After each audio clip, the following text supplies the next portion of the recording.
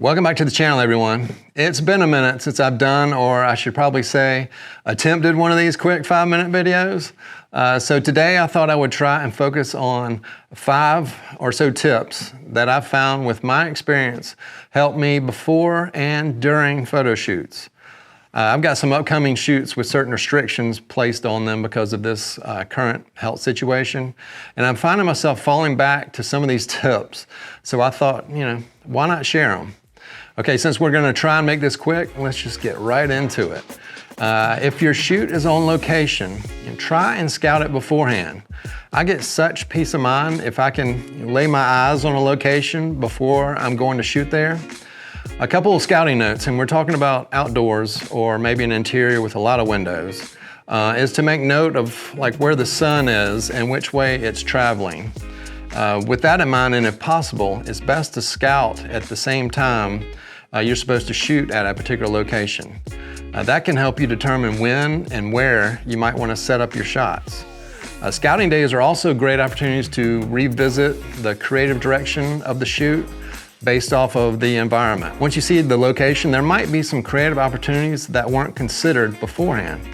All that leads me into my second tip, and that is to have a shot list.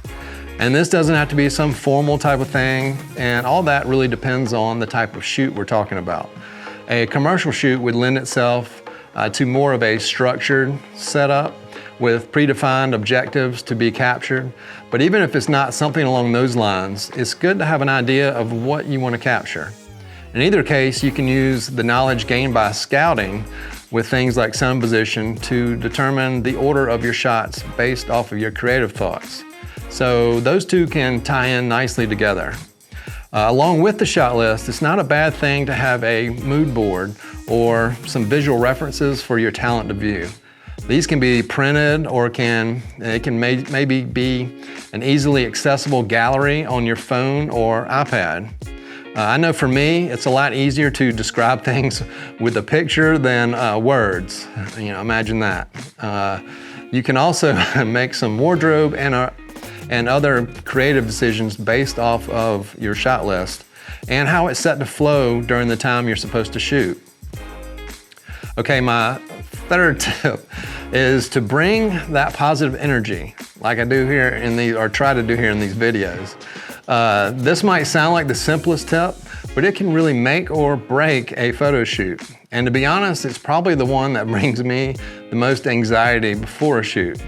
Well, a close second is probably that feeling that I've forgotten something, but let's stay on track here. I'm somewhat of an introvert by nature, and this step just completely goes against that instinct. You really have to step up your game, and if you've had a bad day up until this point, you just got to wipe the slate clean. Hell, your subject might have had a bad day, and you might have to play therapist up to a certain point to help them into the right frame of mind for the photo shoot. And I'm not talking about going crazy with energy here, but just being positive, making some small talk, putting your subject at ease, and offering encouragement all along the way. Now that brings me to my fourth tip, which is to tether your camera to a computer or laptop if possible. This can be such a great tool to install that confidence in whoever you're working with. Nothing beats visual feedback while the shoot is going on. Obviously, you have a screen on your camera, but I feel the larger screens are just so much more impactful.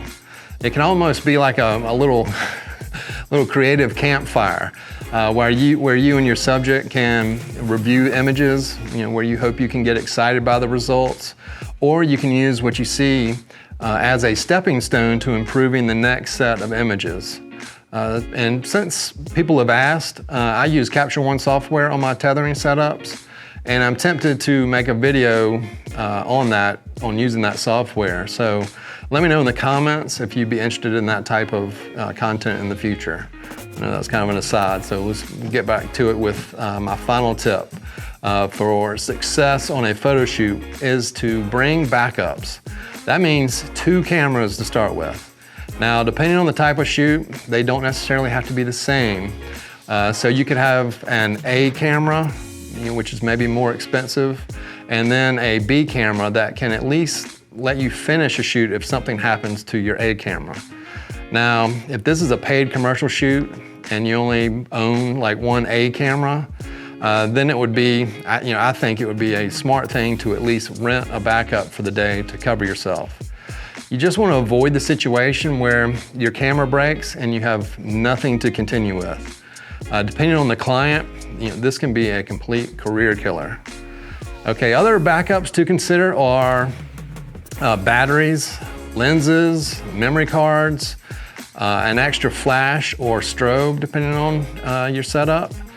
All these backups will help you look as professional as possible and hopefully give you that little peace of mind that you have what you need to make it through the day.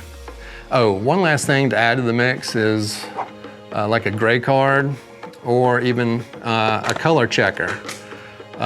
So if you need it, you'll have something like this as a basis for accurate colors on the post-in, which you'd be glad you did, depending on the shoot and depending on if you're doing the retouching or sending the images to a retoucher. So that's just always a good idea.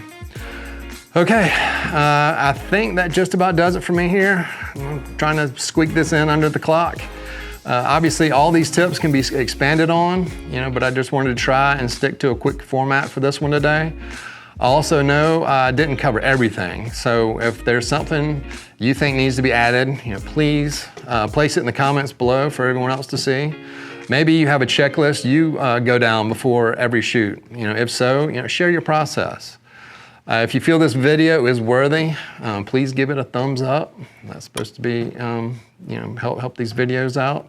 And to make sure you're here for more content like this, hit that subscribe button down there and the little bell so YouTube will let you know when I'm here. Find me on social media at quantzphoto on Instagram and Twitter. Please stay safe and healthy out there, and I hope to be here again in the next one.